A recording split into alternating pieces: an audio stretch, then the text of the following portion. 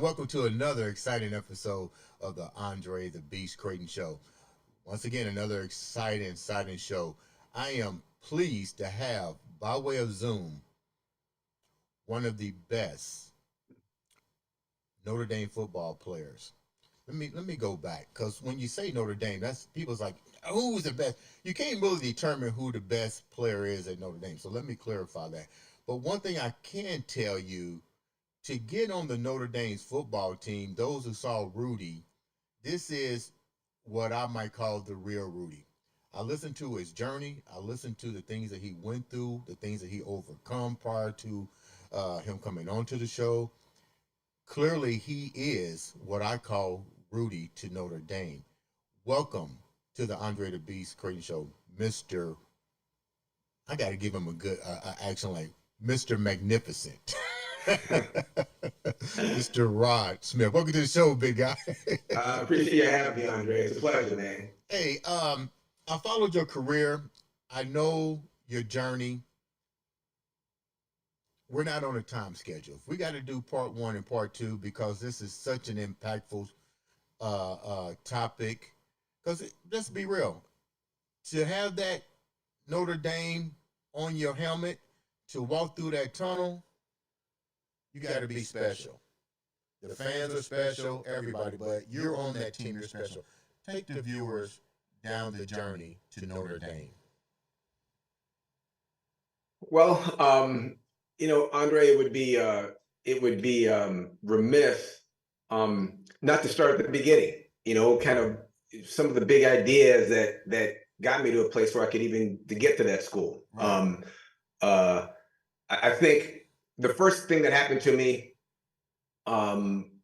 big idea that changed my life for the better, happened to be in 3rd grade. We lived in Shoreview, Minnesota. There aren't a lot of brothers living in Minnesota, let alone in Shoreview, St. Paul, the suburbs. How many actually live there? 3? Listen, I mean, it was my dad and I and maybe another couple. Seriously, like. I was one of 2 Black kids in my entire elementary school.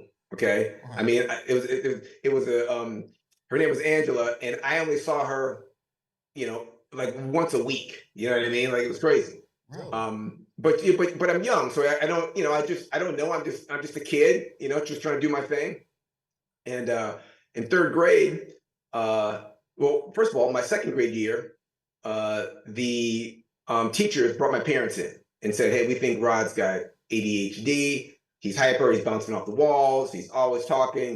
He's high activity. And we think he should be on Ritalin. Right. My dad, who worked at the hospital, Ramsey County Hospital, ended up on the board of directors, but at the time was running the mental health division, said that, yeah, we're not going to do that because it affects brain development. So we're going to have to monitor his behavior another way. And if he gets out of line, you give me a call and I'll come down here and get it straightened out. Right. My dad was high on discipline. All right. So fast forward to my 3rd grade year, I'm hyperactive, I'm bouncing off the walls, I'm being sent to the principal's office all the time. I got enough problems as it is. So when the kids started calling me the N-word and stealing my hat and teasing me, I didn't want to cause any more problems. It wasn't the time to get in a fight and have my dad come down. I'm already on the edge. Mm-hmm. So I just took it. After about 2 or 3 weeks of this, I'm at the dinner table with my dad, and he looks at me and he goes, what's wrong? And I go, no, I'm fine, I'm looking down. And he goes, no, something's wrong with my son. I know my son. What's wrong? He turns off McNeil and Lair. And I said, they're calling me the N-word and they're stealing my hat at school. He puts his fork down, he turns and looks at me, and he says, that word is used, that's not teasing. That word is being used against you to rob you of your personhood, to rob you of your manhood. And we're not gonna have that. This isn't teasing, that's different. You have my permission. If the kid calls you the N-word, steals your hat, if the teachers aren't gonna, you tell the teacher first, hey, this kid's calling me the N-word. If they don't defend you, The next time that kid calls you the N-word, you have my permission to punch him in the face. Nah, we don't want injuries like in the mouth area. We don't want to cause anybody any permanent damage. But if the teacher won't defend you, then you defend you. Did the teachers defend you? Did you go to the staff? I did go to the teachers and say, hey, little Johnny's calling me the N-word. And they said, oh, little Johnny, you shouldn't do that. We're going to put you in timeout for 10 minutes. And guess what Johnny would do? Wait till lunch and he'd do it again. Okay. Right? So the teachers would say something, but they didn't have any teeth behind that. So the kid would do it again. Right? That's kind of crazy, Rob. But check this out. Where you lived at, was this, I know you was young, but was this widely accepted in where you were at? And you know what, Andre, that's a great question. And that's a really good, deeper, evaluating question. And here's what I think, honestly, is that Minnesota is one of the most homogeneous environments I've ever been in. Okay. I mean, like, there's not a lot. I mean, there's racism everywhere, right? There's right. Everybody's got confirmation bias and all that kind of stuff. But in Minnesota, it's one of the places where where I found it the least. Okay. Right. I don't think these kids are racist.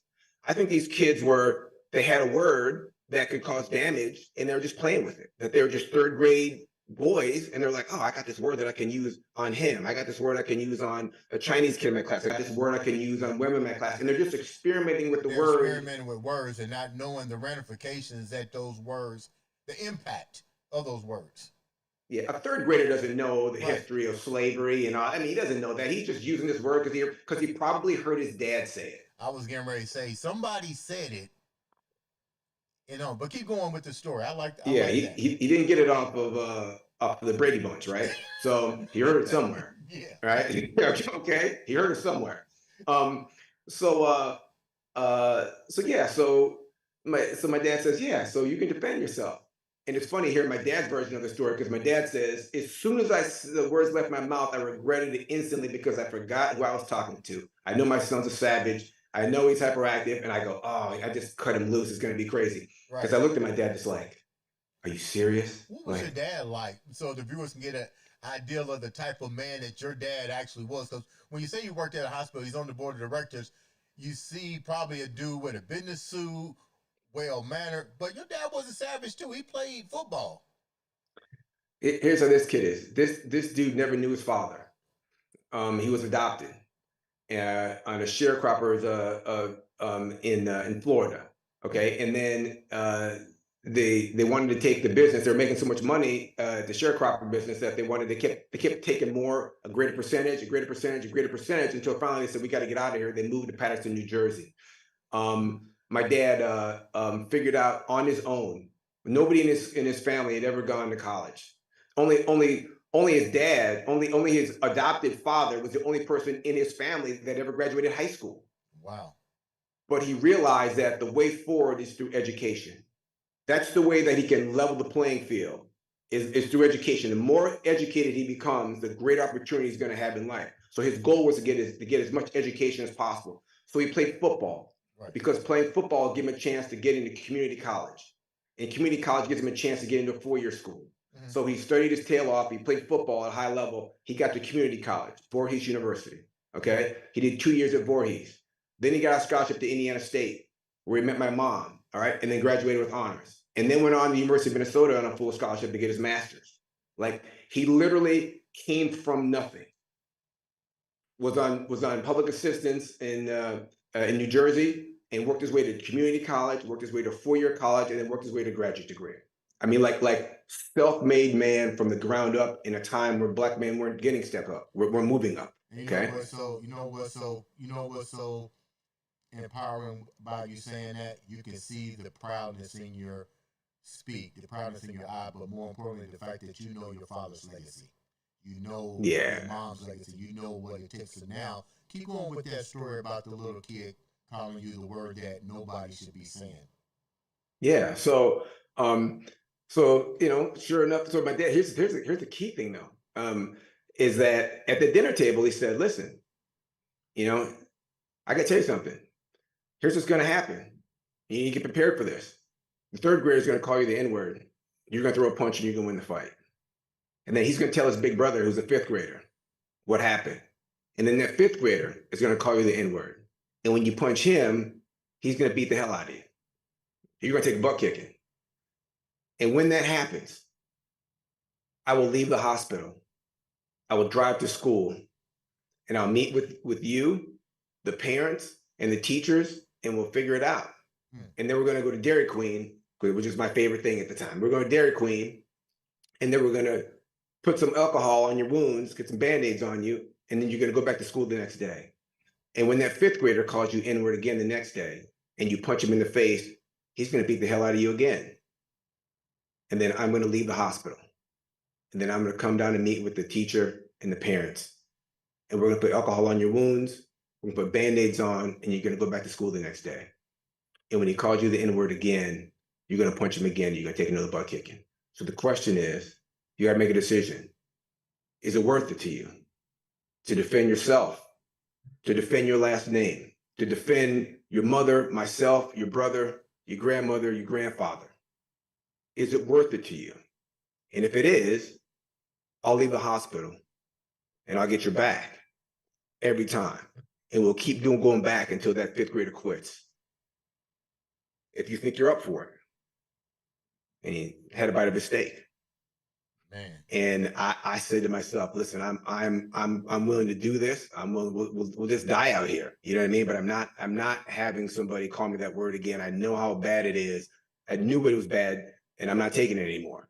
And I went to school and, you know, knocked out the third grader, and the parents came in, we had the meeting and all that good stuff. And then the fifth grader started calling me N-word. I punched him in the face and I got beat up 2 times in a row. Yeah. And finally the principal stepped into the meeting and said, hey, listen, you know, we need to make some changes in the school. This is the second time we've been in here. They're beating up Rod because they're calling him the N-word. And the principal stepped in, had put an announcement over the entire speakers about the changing policy, and that happens again, the kid is going to be expelled immediately. We're not going to question Rod on this thing. The next time Rod comes in here after being in a fight because somebody called him the N-word, that kid is out of this school. Yeah, the principal stepped in on it, and that squashed it. Yeah, but the thing is, the reason I tell that story, you might as well consider yourself the person that really changed the policy in your school. I mean, yeah, you took some ass whoopings and gave some ass whoopings, but because of your efforts, you addressed something. This is even more fucked up. You got a society of adults that didn't take the shit seriously from the get-go. That's right. Yeah. That's sad. But go ahead. Right. Where are we going down with this? You took care of business. Now what happens in your journey to Notre Dame? Yeah. Well, to put a bow on that, here's the thing, Andre, that did for me. And I've always wondered about this. Like, what happens to kids that don't have a dad like I had? You know what I mean? Number one, because or a support system, period. Right? I mean, had I not known that the reason I did it is because I'm kind of built that way a little bit, but I wouldn't have done it on my own. I did it because I knew that my dad had my back and that he was going to drive to the school immediately and like get my back and defend me and like support me and like it makes me want to cry and take care of his son. I knew I had this 6'1" monster behind me, you know, who played football in college. Who it's funny, kind of getting in front of a story a little bit, but who wanted to go to Notre Dame, but at the time Notre Dame was only having 5 or 6 black kids on the team at the same time. Right. That was it. And listen, Notre Dame was ahead of the schedule. Don't get me wrong. Like Notre Dame was one of the first schools in the country to have African Americans on their ball club, right? Yeah. But at the time they were only going to have a couple. Yeah. So Alan Page and a couple of the guys had those scholarships. Put a lot of pepper on the eggs. Yeah. Right. Right.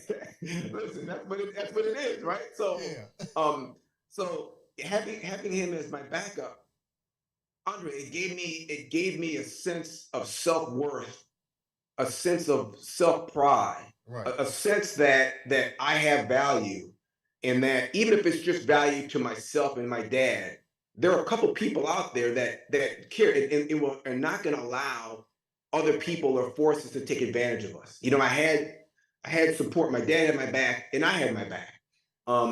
In having that self-love, it to this day empowers me. Like things go bad things happen. You know, we lose business deals and we lose speaking gigs, and you know, I get close on a staffing deal on a $200,000 job and it fizzles at the last minute, and I don't break down.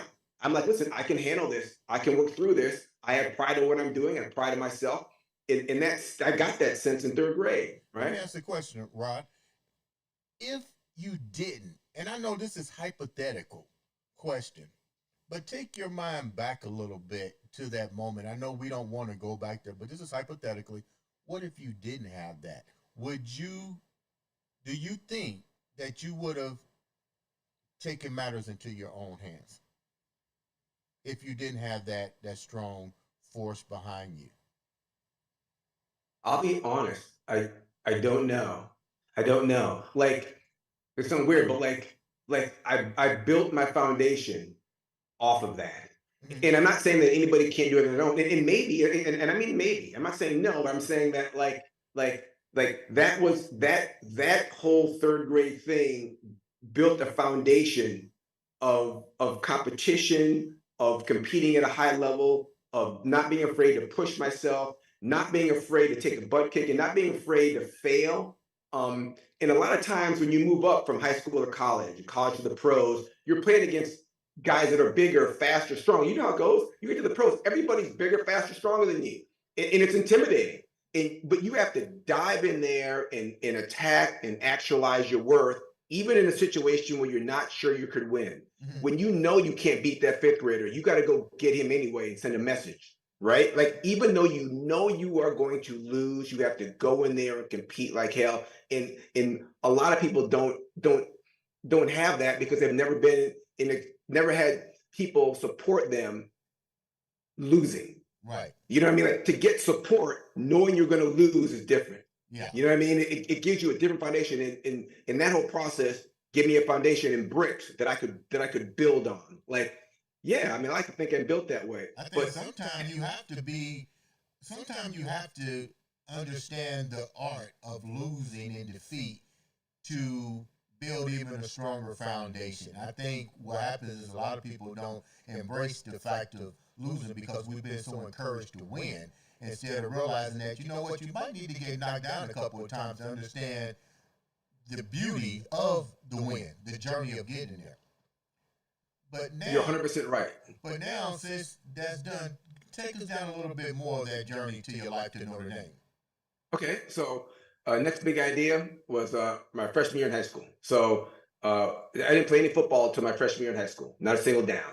Okay, so I go to for football as a freshman, make the team, move the tailback, have a decent year, have a good year. But you know, I'm not very physical yet. You know, I'm still running real high and all that good stuff, taking shots. And my freshman year, my dad says, "Hey, listen, if you want to be a great football player or a great basketball player," because I thought I was going to be a basketball player at this time. I was still a basketball player here. So Okay. He says, "Listen, you're going to want to run track, okay, and develop your speed. It's one of your assets, and you have to develop it to the best of your ability. You have to run track." And I was like, "Man, I'm not really interested in running track, but if you think it's going to help me be successful, then I'll do it." So I go up for track. First day of track, Mr. Field says, "Hey, Rod, I know you're fast because he's my coach in football." He says, "Listen, I'm going to put you with Mike Murphy." I go, "Great." Mike Murphy was the Minnesota State 400-meter dash champion as a junior. Okay, he took a full ride at the University of Minnesota track scholarship. He's a monster. Okay, nationally ranked in the 400, which is a brutal race. So I'm thinking, okay, cool. I'm with Mike Murphy. I'm like, all right, we're gonna run the sprint workout. And he goes, no. Mike doesn't do the sprint workout. He has his own special workout because he's in a completely different class than everybody else in the state of Minnesota. I was like, oh, that's kind of weird, but all right, whatever. So it was just Mike and I. Right. And listen, Andre, here's how it started. A 2-hour run was the start. These are like 8-minute miles. That was the warm up. I never run a mile in my life. And I know 2 what miles you're was the talking about warm. because I ran the 2-mile cross country, the relay. Those are grueling. And for you to do the 40 and you got to run that, oh my God. That was the warm. I listen. It's funny. I thought the workout was over. I thought, okay, 2-mile run. Like, that's our workout for the first practice. He was like, no. That was the warm up. We're getting ready to start the workout now. I was like, you got to be kidding me. I was already dead. Okay, so then we run 4 800s, 4 400s, 4 200s, 4 100s. That's the first day. I am exhausted. I literally go back after the practice. I go back in the locker room. I throw up. I was going to say, I did you threw throw up. up? Did you cramp? I threw up. I cramped. I mean, and I don't mean like a cramp in your calf. Yeah, No. We're not talking calves. I'm talking about like hamstring glute cramp. Right? You feel me? I mean, like I'm like a buck 60, and I left that practice at like 47. Yeah. Buck 47. I mean, I lost like 13 pounds. This was the first practice. I was in so much pain. So I did this for about 3 weeks. He's just kicking my teeth in every day. Andre, I threw up every other practice. I was throwing up after practice. Okay. So I'm at the dinner table. Same thing. My dad looks at me and goes, "Hey, what's going on?" I go, "No, I'm good." He's like, "No, something's not right, my son." He turns off the television. He goes, "What's going on?" I said, "Dad, I'm gonna quit track." He put his fork down. He looked at me. He said, "Here's what you can do. You can stay in track for another 4 weeks. Okay? You made a commitment. So we're gonna get through these first track meets for 4 weeks, and then after 4 weeks, if you still want to quit, then we'll talk about it again. But just because you're having a bad day or you're in a lot of pain, it's uncomfortable, that's not when we quit. Okay?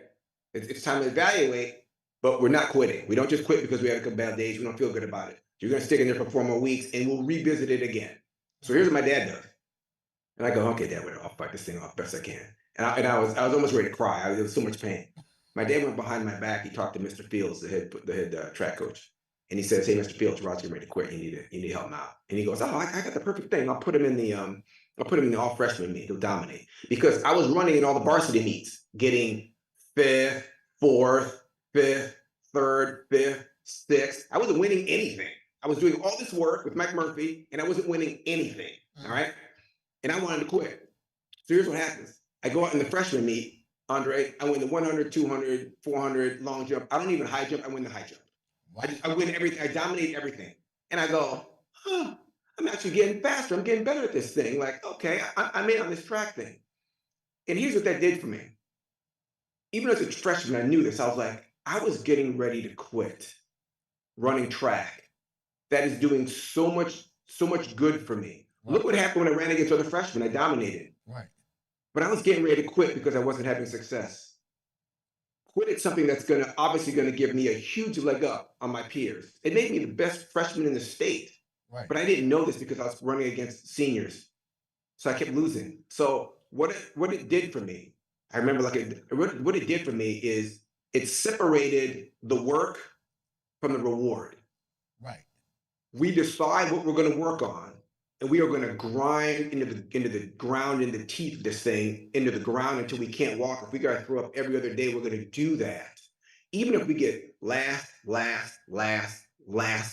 because we know if we keep doing this work, if we keep working over time, the results will change. And a lot of times you can't see the results. I didn't know where I was in relationship to other freshmen until I ran in that meet. Right? I didn't know it was getting better. I didn't know I was dominant. I just thought I can't win anything. I can't barely make the finals. You know what I mean? In these track meets. I'm ready to quit. So I had to separate the work from the reward. That's the first big idea I had. Did you, when this happened and you went back and shared with your father, was your father at these events? Did he every single one of them. The decompression and then the progression? Every single one of them. My dad missed one high school event that I played in as a track meet at Notre, just a dual meet, because he had a meeting. He was at every single track meet, every single basketball game, every single football game without fail. Really? I don't mean late. I mean like he was waiting for the kickoff or the tip off or the track, the whistle every single time. So your dad saw you getting third, fourth, and fifth. Mm-hmm. Didn't say anything. He waited on you to come to him about what was going on. Mm-hmm. He sure did. He waited for me. He waited for me first to bring it to him and say, I don't want to do this anymore. And he said, well, stick it out a little bit longer. So now that you elevated and you're dominating, let's continue with this road to Notre Dame. Okay. So I'm a sophomore, and late in the season, we have a good football team. I mean, we're like third in the state. We're really good. And playoffs are coming around. We got a dominant running game, and our starting running back gets injured. In 2 practices before our semifinal game in state. So they moved me up from sophomore to varsity. First practice, Joe Hinder, our all-star linebacker, all-state superstar, great player, played at the University of Minnesota. We did this drill called Oklahoma, where there are guys lined up in their bags in the middle, and then guys are lined up on each side. You know what I'm talking about? And you got the pad in your hand, and you're trying to like knock the guy down or make him fumble the football with the guys jumping over the pads. Okay, so I do that. I go in the drill. Joe Hamburger knocks me to the ground. Okay, strips the ball out of my hand. Okay, and then starts beating with the pads, and I kind of like lay down, and the coach goes, "Hey, you got to get the ball. You got to finish the drill." So now I'm scrambling, trying to get the ball. All these seniors are pounding me with the bags. I'm crawling on the ground, trying to find the ball. I finally get the ball and literally roll over to the finish line. Right. Embarrassed. My dad's standing up there watching practice. Okay. I couldn't be more embarrassed. Okay. Just got punked. So listen, but I'm hot. I'm steaming. So now I'm on the other side, and I've got the bag in my hand. Okay. So now here comes Joe Hinder come running in. All right. So I jump in front of the bag and I block the bag and I hit him, pow, like this. All right. And then I punch the ball out. Pow, I knock the ball out. All right. And then and the coach goes, "Hey, you can't knock the ball out. You can't block the drill, bro." I said, "What?" And I just said, "I thought you said you got to get the ball." And then I kicked it. I said, "You said you got to go get the ball." And I kept hitting him with the bag. And he was punching me and I was hitting him with the bag. And then I said, "You got to go get the ball." "You told me to get the ball. He's got to get the ball. Drill's not over yet." I hit him again with the bag. He hit me. So now he goes over and gets the ball. I'm chasing him, hitting him with the bag. Joe Hinder grabs me after he scores a touchdown. He grabs me, throws me on the ground on his back. And I swear to God, Andre, I had tears in my eyes. I thought, "Oh my God, this guy's about to kill me. There's no way I can beat this guy. He's so much bigger, faster, stronger than I am." Yeah. And I look up and I'm getting ready to fight. I'm trying to find his face. And I finally see his face. And he's looking at me and he's smiling. And he goes, hey, calm down. I'm just trying to get you ready for Anoka. All right, this is playoff football. I'm trying to get you ready. All right, you're starting tailback next week. Calm down. I'm just trying to get you ready to go. That's all this is. I thought it was personal. Wow. It wasn't personal. He's just trying to get me ready. But here's what happened, Andre. This is maybe the second biggest block that's ever fallen in my head. I am never taking another shot the rest of my life. It is Stephen Covey's 7 Habits of Highly Successful People. It is be proactive. It is act or be acted upon. It's Stephen Covey. Be proactive.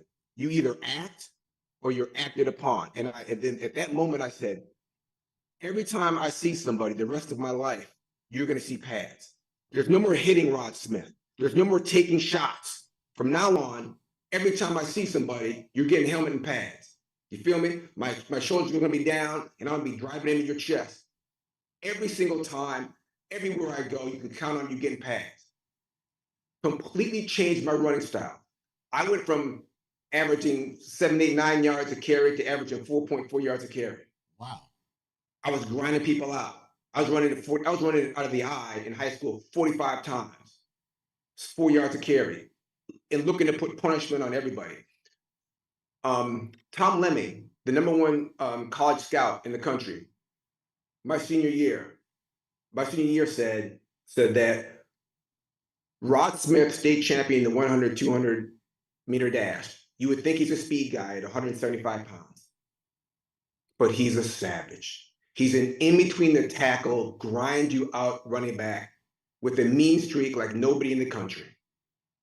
There's a tailback in Minnesota named Rod Smith that is as physical as any player in high school football in this country. That's what he said about me. I was putting pain on people. How did that make you feel knowing that all of the stuff that you went through, all of a sudden your senior year, the scouts are coming out? This is a 2-part question. When you saw that, how did that make you feel? And then now that you're a senior and you're being labeled as the man, what schools are coming after you? Because I'm pretty sure Notre Dame wasn't the first on your list. It's a great question. And my dad and I did some study, and my dad's a very cerebral guy, and he's like, "Hey, listen, let's have a talk about this college football thing. That's you're not gonna be a basketball player. You're you're 5'11" and a half. Like, you're not going to be an all-star point guard. So we're going to do the football thing. If you're a state player of the year, the chances of you playing 3 years in the National Football League are 5%. I'm gonna say that again. When I talk to kids, I tell them this. I go, listen, if you're the best player in your state, the chances that you play 3 years in the National Football League are 1 in 20. Wow. So if you're counting on being a pro, you're fooling yourself. All right. There's so much luck involved in that, being in the right situation, not being injured. The chances that you're going to be a pro are small. So then what can we get out of this, all this athletic, all this work that we put in? What we can get out of it is a premium education. Okay. So that's what we're going to focus on. So my final schools were Stanford, Notre Dame, and Michigan. Okay. Because those are the schools that had some of the highest graduation rates. Michigan graduates 94% of their African-American kids. Notre Dame graduates 98% of their African-American kids. Stanford graduates 98% of their African-American kids. So I want to go to elite level colleges that have shown a track record of educating people that look like me. So that's what it went down to. It came down to the best schools, because you go to college playing football, not to go to the pros. That's a pipe dream. That's 1 out of 20. You go to college, you play football to get into a great college so that you can educate yourself. And the University of Notre Dame at that time had a policy where you had 5 years to graduate, regardless if you redshirted or not. So I figure if I go to Notre Dame, if I go to summer school every year, I can literally have an MBA by the time I'm leaving my 5th year. So like, even if it turns out that I'm 19 of those 20, that's not going to be a pro. At Notre Dame, I'm a Notre Dame MBA ex-football player headed to Chicago looking for a job. I'll start somewhere at $100,000 a year. That's the worst thing that can happen to me if I go to Notre Dame. That was a decision. You got listed and recognized in that magazine. What was it like for you that moment? You're not recognized. You've done the work. The college is out there, but that magazine set the tone. You set the tone. What was that moment like for you? It was it's so funny. It's very satisfying. You know what I mean? Like it's when you get that kind of recognition, it is it's good for the ego. It's very satisfying. But we know that there are always levels, and even to this day, I still go back to that experience with Joe Hamburger about being proactive. There's more. If I'm doing really well, how can I get a little bit more? How can I make it a little bit higher? I'm a great high school football player. Yeah, great. I was ranked 47th of all the high school kids coming out of high school that year. That means there are 47 guys in front of me. Right. And I'm trying to go get them. You know what I mean? Like, yeah, great. I'm 47th. That's pretty cool. But there's some guys in front of me, and I'm gonna go get these cats. You know what I mean? Like there's 47. That's a lot. There's 47. That's a lot of people in front of me. So instead of looking behind me, like, oh man, I'm in front of 1 million high school football players, I was looking at the 47 guys in front of me. That was my focus. Like, listen, I'm putting pads on these guys in front of me. I can't wait to get to Notre Dame and challenge these guys. I'll tell you a little side story that's kind of funny. Why I didn't go to Michigan, what Michigan was out of the picture. Joe Schembecker told me, he said, listen, why would you go to the University of Notre Dame? They've got 4 parade All-Americans already committed there. Andre, why would he say that to me? What is he saying? That I should be scared that they're there? I should be scared that Ricky Waters and 4 parade All-Americans went the year before, and now another 4 are going, and I'm never going to play there because all these guys are better than me? Maybe what you should do is call Notre Dame and ask them, why did these other guys commit, thinking that Rod Smith might commit? Maybe they should be scared of me. Hold that thought. Hold that thought. We're up on the 30. This is great information. Ladies and gentlemen, we're going to come back with part 2 of the road to Notre Dame with Rod Smith. This has been another exciting episode of the Andre the Beast Crayton Show. Cut. Now we're going to go into part 2. Okay. Okay. So I'll go fast. I tell long stories. I'll go fast. No, you're fine. Okay, so now we're going to do part 2. 1, 2, 3. Hi, and welcome to part 2 of the road to Notre Dame with the one, the only, Mr. Magnificent Rod Smith. Okay, so let's start where we left off. Bo Schembechler, people, Michigan's best coach, plain and simple, Clearly. contacts you and asks you, why are you going to Notre Dame? Take us from there. Yeah, he said, why are you going to Notre Dame when they've got 4 Parade All-American running backs committed, and they had 4 Parade All-American running backs go there from last year's team? And I was thinking to myself, and I said, yeah, okay, I understand what you're saying, Coach. I mean, that's a consideration. But in my mind, I was thinking, forget this. He thinks I should be intimidated by the fact that they have a bunch of talent there. Maybe you should call Notre Dame and ask them why all those guys committed to Notre Dame when Rod Smith was considering going there. Maybe they should be scared of me. Okay, so and my dad always said, listen, too. You know what I mean? If you don't toot your own horn, who the hell's going to toot it? My dad said, listen, go find out where the best players in the country are going and go put your hat in the ring. And listen, if you're any good, you're going to rise to the top. Yeah. If you're not any good, you won't rise to the top. Like you can't, don't go to some school where you think you're automatically going to be the starter because they don't have any talent there. Go to the school that has the best players with the highest level of competition and then go fight your teeth off. Don't ever be scared of the competition. Go find them and face them. That's where you get better. So that's what we did. So we went into Notre Dame. And it's funny. We had the number 1 recruiting class in the country. And Andre, you know how it goes. Like that Notre Dame team, 1988 national champions, were stacked, pros everywhere. The number one recruiting class in the country, and only 7 true freshmen lettered on that team. Only 7 of us, and we were the number 1 class in the country. That's how good that team was. Do you remember that class? You remember some of the players? I know you do. Oh yeah. Rocket Ishmael, a Pennsylvania State Player of the Year. Rod Smith, Minnesota State Player of the Year. Rusty Setzer, Indiana Mr. Football State Player of the Year. Arnold Ali, California State Player of the Year, Mr. Football. Derek Brown, USA Today National Player of the Year, number 7 pick in the draft out of Florida. Walter Boyd, North Carolina State Player of the Year. Kenny Spears out of Georgia State Player of the Year. Rusty Setzer, Indiana State Player of the Year. We had like 10 of the State Player of the Years in that one class. And we got California, Florida. Yeah, it was crazy. It was all-star team. You know what I mean? And only seven of us lettered. And it's funny. And I'll tell you why we lettered. I'll try to be quick, but Rocket and I figured out right away that Coach Holtz played guys that knew what they were doing. Right.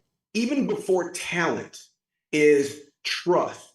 Can the coaches trust you to do what you're supposed to do? Can they put you on the field and know that no matter what the play is, no matter what the situation is, no matter what the adjustment is, that I can trust that Rod Smith and Rocket Ishmael know what to do and are going to run the right route?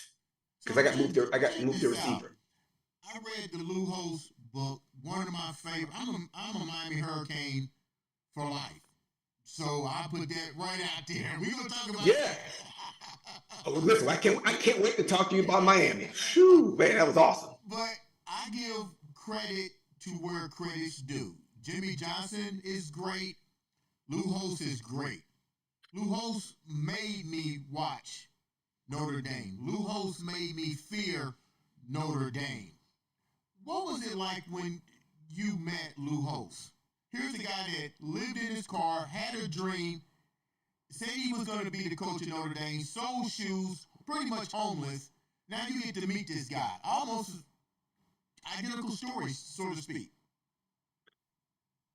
I mean, he grew up as hard as you can grow up. Lived out of his car, sold shoes, assistant coach, worked his way up, was on the staff of Woody Hayes, with Bo Schembechler. Yeah. Okay. With Woody Hayes. Can you imagine how tough it was to be a coach under Woody Hayes? Yeah. I mean, he punched his starting quarterback in the face in practice. What's he doing to his assistant coaches? I mean, that's a rough way to grow up in the coaching industry. Right? You know what I'm saying? I mean, he was out of control. So Coach Holtz grew up hard. And he expected everybody around him to have that same level of toughness. I mean, he didn't give anybody any quarter. And pushed everybody to be as tough and as physical and combative as possible, or he wasn't going to play you. And he's not going to play anybody on the football field if he can't trust you. It's so funny. Kids talk about like they're 40 and how much they bench and how fast they are and they're great tacklers and all that. But listen, at the end of the day, to get on the field, when I talk to kids, I tell them this. I go, you want to get on the field? You want to be a star? Here's the first thing you need to know. Exactly what you're supposed to do. The coach has to be able to trust that you know what to do. Because if he trusts you, he'll play you. Even if you're not the best wide receiver, but if he knows you're going to run the out route when you're supposed to run the out route, he knows you're going to adjust that thing to a corner when it's supposed to adjust. If he can trust that you're going to execute, then he can put you on the field and trust you. So that's what Rocket and I did. We studied the playbook like crazy every night, over and over, studied and studied and studied. All the other kids are going out, having drinks, trying to figure out what to do, chasing ladies. Rocket and I are in the book, studying. We mastered the playbook. We mastered it. So 2 weeks in the training camp as a true freshman, Rocket and I were like running with the ones. Because here's what Coach Holtz does. He'd grab a freshman who's not paying attention and say, hey, Rod Smith, get in here. Get in with the number one offense. Then he'd call some complicated thing. X-wing, right, flanker, right, reverse, X-wing, Trojan. Break huddle. And just to see if the freshman's going to pee on his leg. And most freshmen did. Rocket and I were like, okay, got you, coach. You go out there, make the adjustment, go in motion, go back across the motion, and run the right route. We did it over and over again in all these situations. So finally, that's how we end up making the team. Did you and Rocket hit it off right off the bat when you guys met each other? Coach Holtz? No, you and Rocket Ismail. Did you guys hit it off as soon as you guys met? Rocket's my guy, and we flew in together for the same recruiting trip. So we met each other on the recruiting trip, and I knew Rocket because he was number one in the nation in the 100-meter dash. Oh. He was the fastest kid in the country. Okay, and I was maybe 20th or something like that. So I knew who he was because I got the list of the top 100 times in the nation. So I was number 20, he was number 1. So I knew him from track. Okay. So when we met, he was like, oh yeah, he goes, Minnesota, you won the state championship. I go, yeah. So the track heads kind of know each other around the country. I know who the fastest kids in the country are. You know what I mean? We monitor each other. You know what I mean? We don't know each other, but you see them, right? So yeah, and we just hit it off. You know what I mean? And he's a very cerebral kid, and I think I am too. And, and we just hit it off hey, let's study together. You know what I mean? I'll quiz you, you quiz me, and let's help each other get better. And that relationship is what helped me get on the field as a true freshman. So you mentioned off camera. Let's go back to Lou Holtz and his XYOZ route snake up the middle. He put you in a situation. I know this is a little off the key, but we gotta share this. You had a moment with Mr. Hall of Fame Jerome Bettis. Oh, yeah. Tell us about that. Then we go back to that because I want to get that in because that shows you the mind of Lou Holtz. Yeah.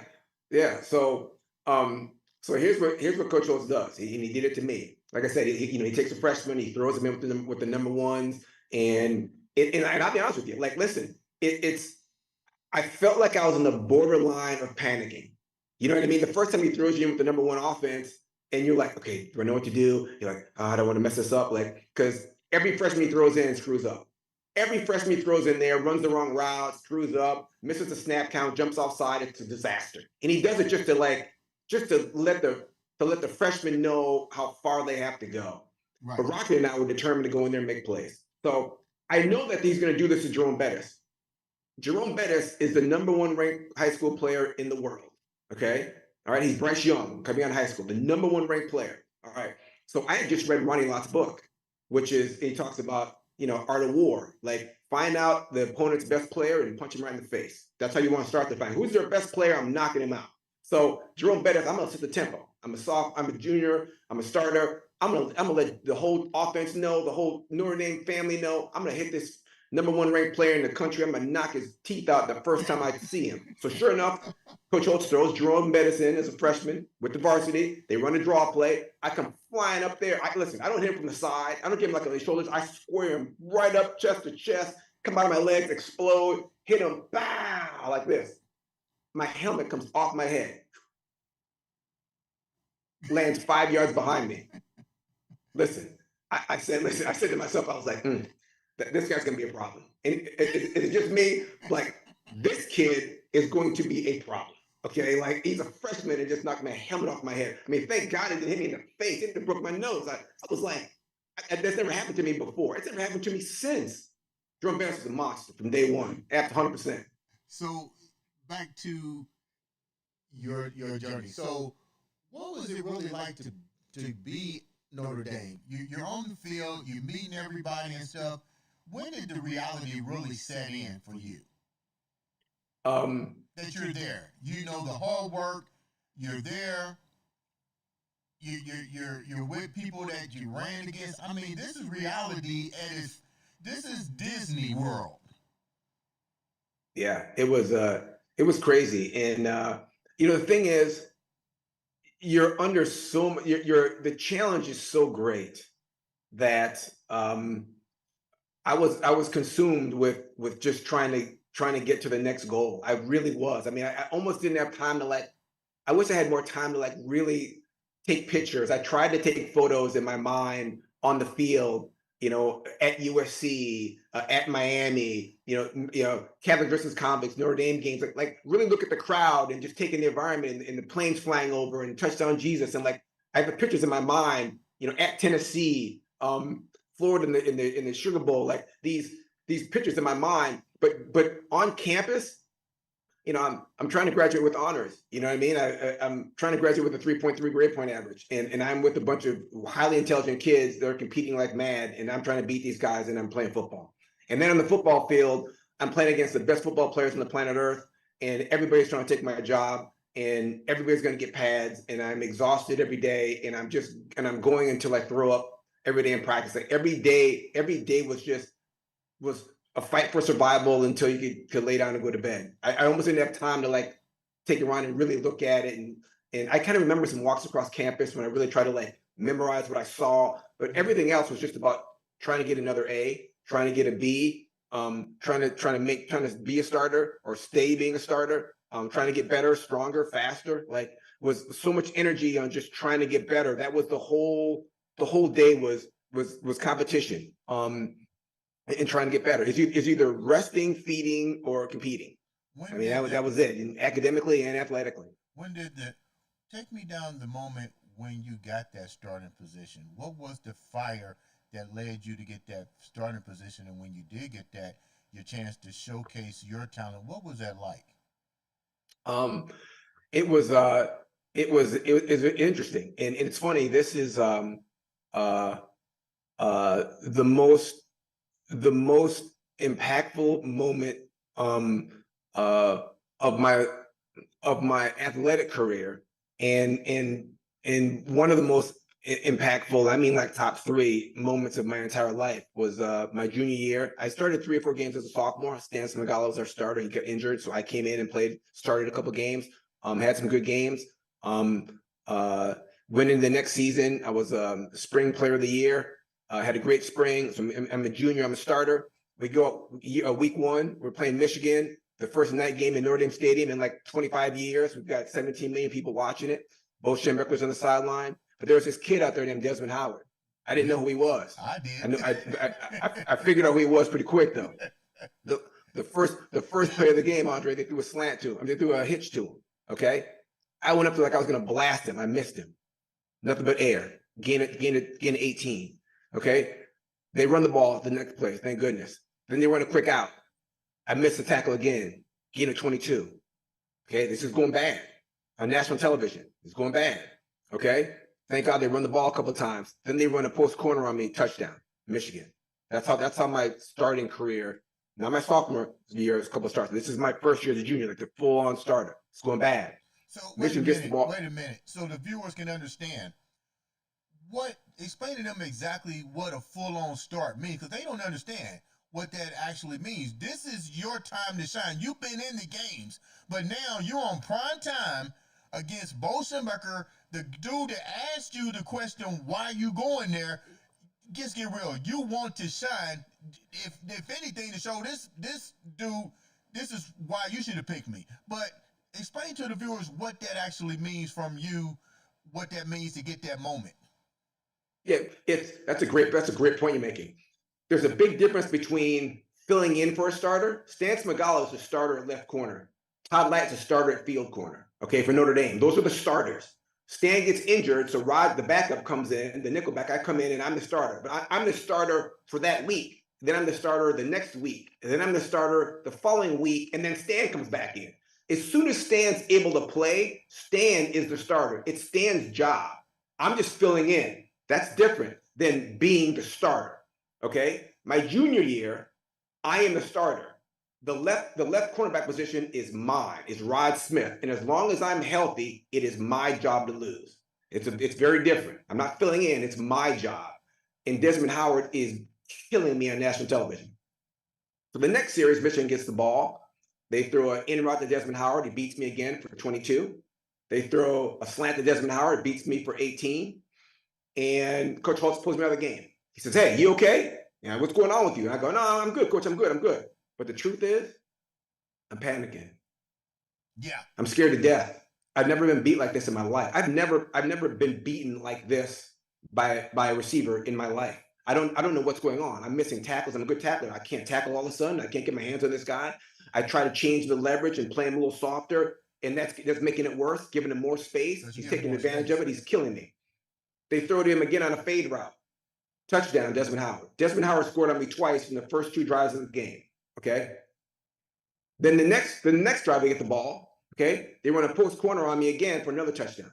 I've given up 3 touchdowns. Listen to this. I've given up 21 points by myself. Okay. In the first quarter and a half of the game. Okay. Listen, Coach Holtz pulls me out of the game. He goes, "Listen, you're out of there." I get to the sidelines. I look up and I see my grandmother, my mother, and my father. They're in like the 3rd row in the 44-yard line. My grandmother is crying. She's got her face in her hands like this, and she's tearing. My mom's trying to console her. Andre, there's only been one time in my entire life where I wasn't sure I wanted to be on the planet. That was it. There's only one time, let me start tears. There's only one time in my life where I wasn't sure I wanted to be on this planet. That was it. I was like, if I could have crawled under this stadium, I'd have crawled under there. I've never been so embarrassed and humiliated, and I panicked. And I'll tell you, I panicked. I didn't know what to do. I started playing soft. I didn't know. I lost my mind. I lost, and I went into that game as a preseason All-American, and I left that game on the bench by the end of the first half. I don't play it down the rest of the game. I'm not on special teams. I'm not on anything. I'm not on nickel. I'm out of the game. The next day, thank God, Rick Meyer makes some touchdowns, winning the football game. Okay. Barely. I almost lost the game for my entire team, ruined our national championship title hopes by myself. Just Rod Smith, not the team, me. Okay. Next day, knock on my door at 6 o'clock in the morning. It's a GA. He says, "Listen, Coach Holtz wants to see you." 6 a.m. in the morning. I go, "All right." So I go in the office. It's Sunday morning. Coach Holtz says, "Hey, listen, that's a pretty bad start for you. It's a bad day. Right? So here's what I'm gonna do. You got a lot going on. I don't know what it is with your football, but like I'm gonna take you out of that starting role, okay? And then you have a chance to earn your way back. All right." I go, "Fine, Coach, I appreciate you. Just get out of my office." So I'm out of the office. So I'm moping around the rest of the day, go out to practice. And you know what? I'm not on second team. There's a scout team jersey in my locker. Oh my God. I'm on scout team. I didn't play scout team as a true freshman. I've never played it down on scout team. So now I'm on scout team. So I'm moping around. I don't do anything. I'm just kind of going through the motions, feeling sorry for myself. The other players on the team hardly want to look at me because I almost ruined the whole season for them. All right. I'm not having a lot of conversations with the guys. The coaches don't want to look at me. I mean, people won't even make eye contact with me. They're so embarrassed and disgusted. Right. And I get it. So was I. I called my dad and said, "Listen, I'm on scout team." He goes, "What?" I go, "Yeah, I'm on scout team." He goes, "Listen, I'll be down there for dinner tonight. We need to have a conversation." People really understand what a scout team actually is, because they don't know. You went from being on the team, practicing with the first, second, starting, playing, seeing action, to you're on the scout. What is a scout team? So they understand what that is.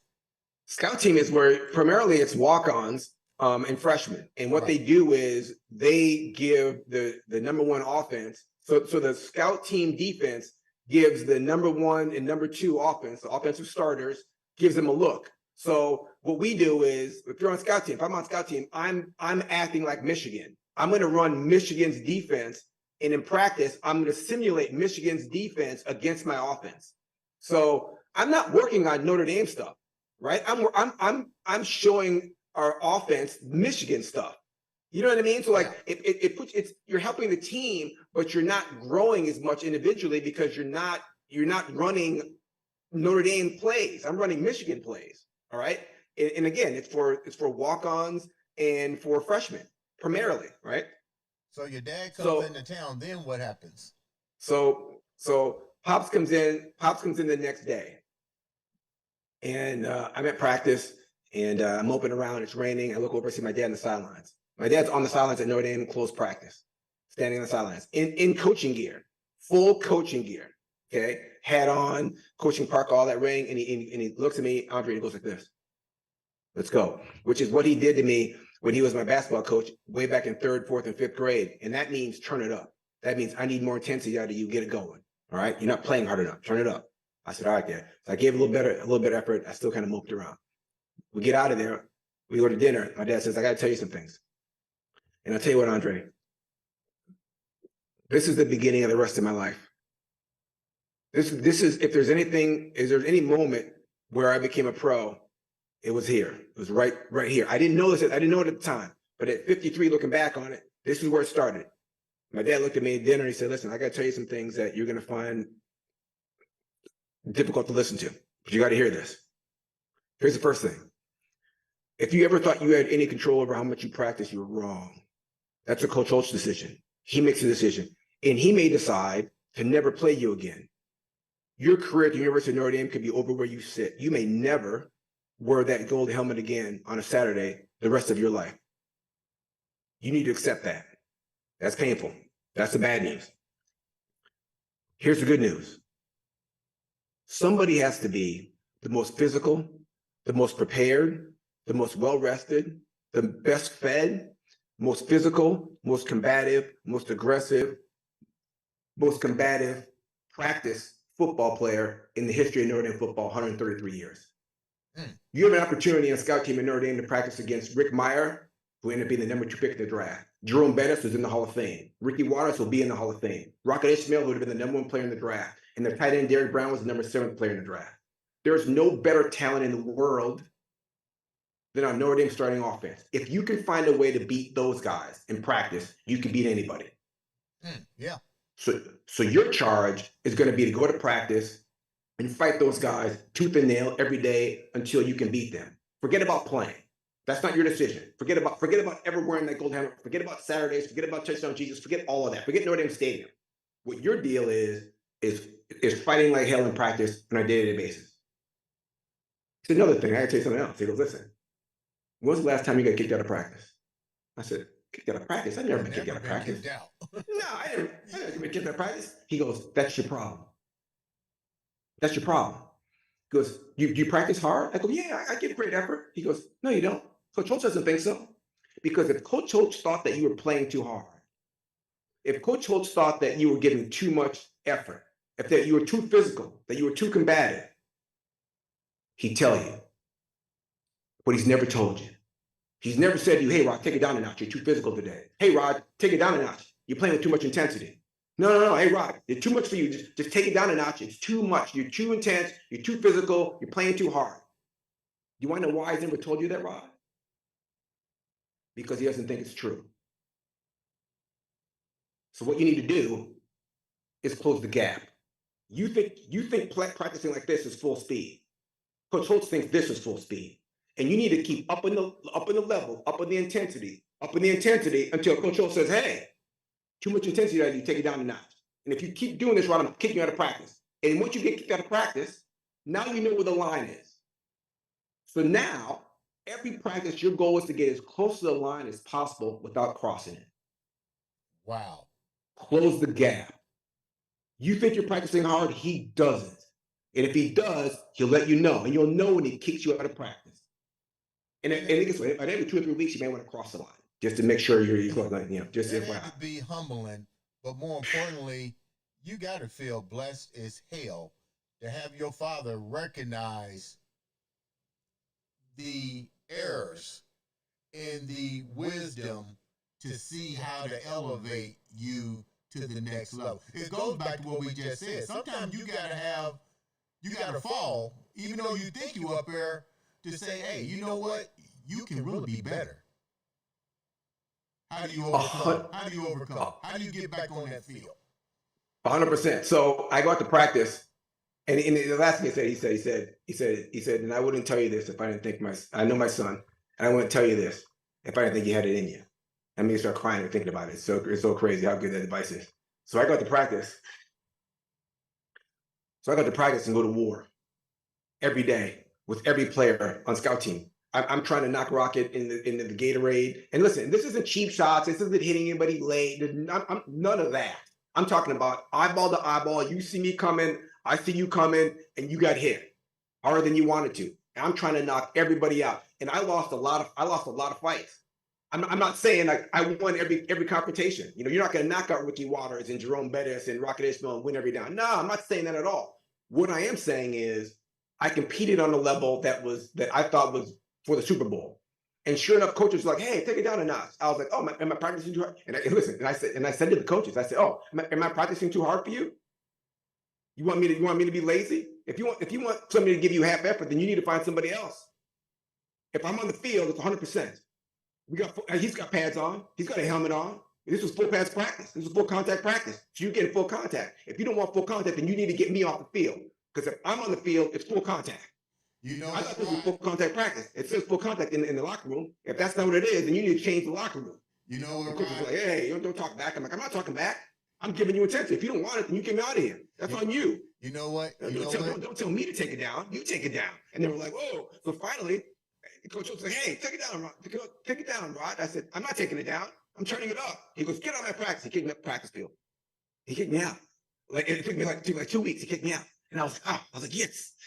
So I get in the locker room, and it's funny because our head trainer, Big John, I walk in the training room, and John walks up to me, and John doesn't talk to anybody. He walked up in my locker and he said, "Keep doing what you're doing," and walked off. Hey, check this out, Rod. I think I've kind of figured out what you missed here. I just listen to this. I think I figured out what you missed. You remember when you went back and you said the dude when you did the Oklahoma? Yes. You came out and you said, "I'm gonna make sure that I come." Maybe you lost that drive for that moment. Maybe you went into the land of comfortability and confidence. That is a great point. I don't care. Finish your thought. Like that's you're dead right. You forgot that one particular moment of your life that you said from now on it's going to be pass in blah blah blah. Maybe you got into that land of overconfidence. Oh, 100%. I was comfortable. I was a starter. I started games as a sophomore. I was on a bunch of preseason All-American lists as a junior. I was a star. I was a budding Notre Dame cornerback superstar, and I was just walking around feeling good, lifting weights, doing what the coaches asked me to do. I wasn't doing any extra. The coach would say, "I want you to lift this weight 5 times." I lifted 5 times and I'm out. Yeah. After this thing, my junior year, like you're talking about, you're 100% right. After this, I was asking the coaches, "Hey, listen, during this 7 weeks where Coach Holtz benched me, I was in the locker room first. I was the first guy in the locker room for the weight train, the last guy to leave. I was like, 'Coach, I need to get better.' Desmond Howard just took my soul on national television. And I'm going to see him again next year as a senior. And I need to get better. I need to get better for this cat. I need to get stronger." So I did the workout you asked me to. I did all the workout. But how do I get better? And he said, "Well, if Rod, you're willing to stay in here another half hour, I'll work with you." I'm like, "Cool." So now I'm in with their strength coach one-on-one for a half hour every single day after practice. Getting better. I asked my coach, "Hey, coach, I missed tackles with Desmond Howard. Took my soul on national television. Can you help me get better at tackling? Can you just give me 5 minutes after practice?" He goes, "No, I'll give you 15 minutes. Let's work on it." So in Austin, I got a defensive back coach working with me one-on-one 15 minutes after every practice on tackling, getting better. I dropped interceptions. "Hey, receiver coach, listen, I'm not a receiver. I'm a defensive back. Listen, can you help me? I need to get better receivers. Can you give me jugs for just 5 minutes after practice?" He goes, "Yeah, I'll help you get better, Rod." So now I got 15 minutes with the defensive backs coach, and I got 5 minutes with the receivers coach. One-on-one, catching balls, getting better. I'm doing extra. I'm doing everything they asked me to do, and then I'm doing more. And after 7 weeks of this, Coach Schultz walks up to me in practice, scout team, and he goes, "Ron Smith, you're starting next week against Tennessee." And you know what I said to him, Andre? It's a true story. I said, You don't have to do that. He said, what? I said, you don't have to play me. And he goes, good damn it, good damn it, Rod. Your ass is starting against Tennessee. Get your ass ready to go. Get down there with the damn defense right now. Get out of my face. That's what he said. And I wasn't saying trying to be smart, Alec. It sounds like that came from my heart. I literally was like, listen, I'm out of that. I don't, I'm out of that. It's funny. Look, quick story before that is after about 2 weeks of this, Ricky Waters in the shower, all the players in the locker room. Ricky Waters goes, hey, Smith, he's my guy. Ricky's one of my best friends. He goes, hey, Rod, why are you trying to show it on scout team and trying to get your job back? That's not how you get your job back. You know what I mean? And I said, you know what? Here's the thing, Ricky. Go tell Coach Holtz that I don't care if I never play another down at this university ever again. Listen, the whole locker room, Andre, you know how it goes. The whole locker room was like, oh. I mean, everybody was like, literally the shower stopped, the music started. Nobody who'd say that. That's why we're here, to play football, Notre Dame, to be like, who says they never care if they play Notre Dame? Who would say that? I literally let it go. Get it? I forgot about doing the work, not related to the reward. Yeah. Forget the reward. So if you're working and you got to get rewarded, you're not. Then you're a slave. Then you're a slave. You're free when you just do the work, and you just do the work, and you just do the work, and you just do the work. That's why Coach Holtz, I said, listen, you don't have to play me. I don't care if you play me or not. Honest to God, I swear to you, Christ on the cross, like I let that go. I'm just gonna show up to practice every day and give 150%, like you've never seen before. You have to kick me out of practice and play so hard, and let the chips fall where they may. Right. So we put me on the field in Tennessee. I had the game-winning interception, and the rest is history. And that's what happened. I went to Tennessee, battled like hell against Alvin Harper and Carl Pickens, 2 first-round draft choice wide receivers, superstars. Right. Yeah. Battled Todd Light and I battled these cats. It was a great game. We battled. They won some. We won some. At the end of the game, they tried to take advantage of me on a post corner. I picked the damn thing off. Game over. That's how I ended the game with the game-winning interception. Game over. Notre Dame headed to the Orange Bowl, and I was a starter for the rest of my career. It was done. Let's go to your senior year. You got to get revenge before we wrap up. Let's go to the revenge game. Let's go to the revenge game with Mr. Howard. What was that like? It was fantastic. It was great. I mean, and I didn't have like a great statistical game, even though I was on Desmond most of the game. It's funny because Desmond caught the game-winning touchdown pass on us. All right, so people kind of remember him doing that touchdown, that touchdown thing and all that to win the Heisman. He did that Heisman Trophy on a reverse. He scored and did the Heisman thing and all that. I was on him, and I got him turned back in on that play, but I had, my guys got blocked and he scored and touchdowns. But and on that last play of the game when he scored the game-winning touchdown, I wasn't on him. We called timeout.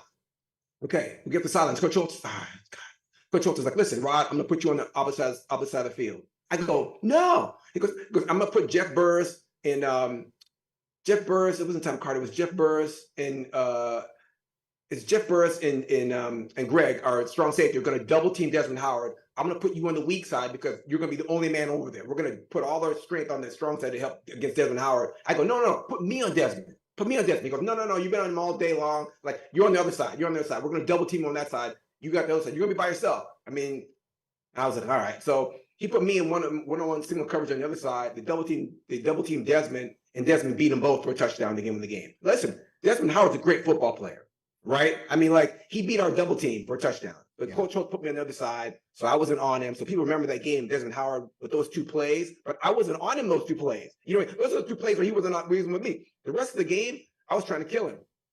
I was. I didn't. Don't get me wrong. I mean, Desmond Howard's a stud. But I was trying to murder him. I was competing like hell. I was trying to get him, and those 2 plays would stand out. But it's funny. And as a pros, I chased him in the pros too. When he was in Green Bay, I was chasing him around, tackling him. You can look at the film. This is 98 Carolina Panthers versus Green Bay Packers in the NFC Championship game. I'm tackling Desmond as hard as I can tackle him. I'm the first play of the game. The kickoff return. He had a big kickoff return. I tracked him down and body slammed him into the Gatorade. I'm still mad. You know what I mean?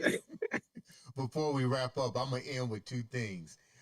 We definitely gonna come back and have you on to talk about your NFL career because your journey is so remarkable, and I'm glad you're willing to share it here. But before we close out, we got to talk about University of Miami and the Hurricanes. What was your memory when you played there? Okay.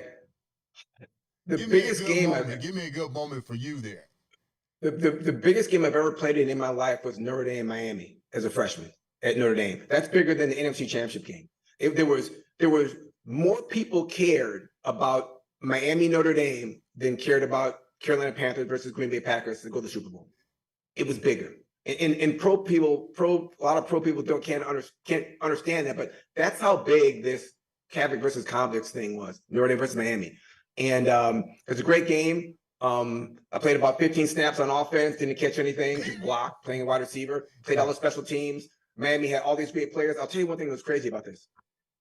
Is that Rocket and I would sneak in and watch game film, right? So we're watching game film, watching Miami before that week of practice. You know what we realized? What's that?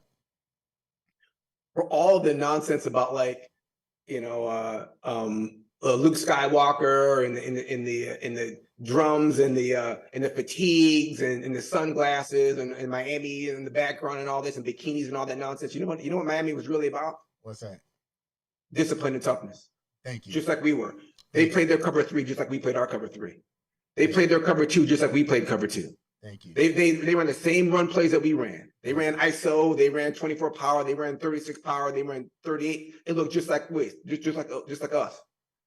Miami was beating people with discipline, sound fundamentals, and great athletes. Not just all this Miami's got all this speed. No. They got some speed, but they're disciplined and they're tough. And they do the right thing every time, just like we do. You could change the jerseys, Notre Dame, Miami, you wouldn't know who was who. Thank you. All of that flash is flash. The reason why Jimmy Johnson and the Miami Hurricanes were the best college football program in the world for a decade, for 20 years, was because they were disciplined. They were thoughtful. They were tough. They were combative, and they represent like hell at the point of attack. When that game that's what it was. When that game was over, that was a major game. When that game was over, what was the feeling for you guys in the locker room? Phew, thank God. Because Jimmy Johnson decided to go for 2 to win the football game. At the end of that game, Jimmy Johnson could have kicked the field goal, tied the thing 31, and he'd have had this ring on right now. Because they'd have stayed number 1, we'd have stayed number 2. But Jimmy Johnson wasn't trying to tie the football game.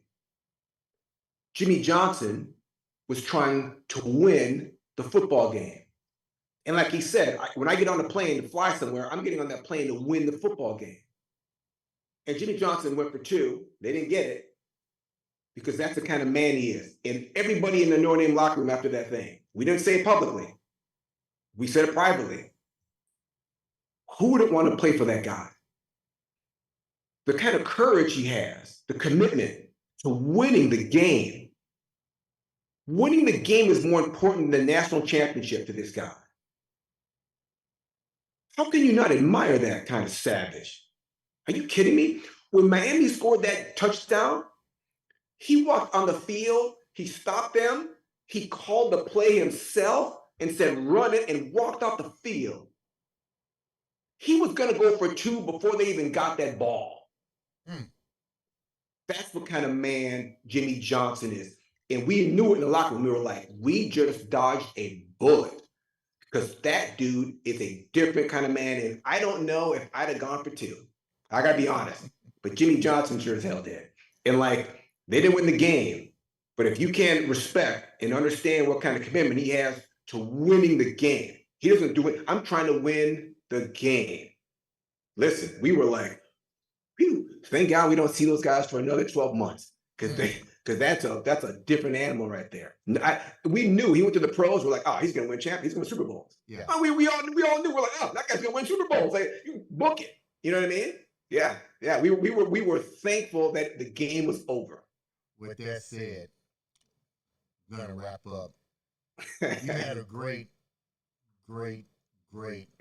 life journey to Notre Dame. We're going to have you back to talk about your stay in the NFL. Let's do that. And I've got a staffing business and a speaking business that I'd love your help on and getting some more speaking gigs. And it's been good and successful. And with your platform, we could probably take it to another level. So I'd appreciate your help. How can the people reach out to you for public speaking and engagement and a little bit of what you're doing right now before we wrap up? Um, and this one I need my wife here. She's got the information about the website. It's the official Rod Smith. I think we're official Rod Smith now. I've got a website up, and then we also got a TikTok page. Real Rod Smith, and yeah, you can you just look up Rod Smith. I think it might be Rod Smith ND. I should know this, right? It's embarrassing. But I have a website up. Look up Rod Smith, Google it, and come to the website, and you can get connected. Two-part question before we end.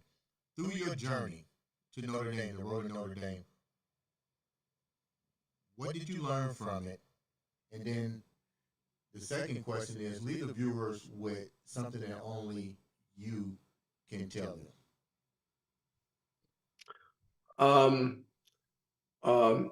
What I learned from Notre Dame was my experience there was confirmation that you really that we need to be proactive. Okay. Don't let life, don't let things, don't let business, don't let relationships happen.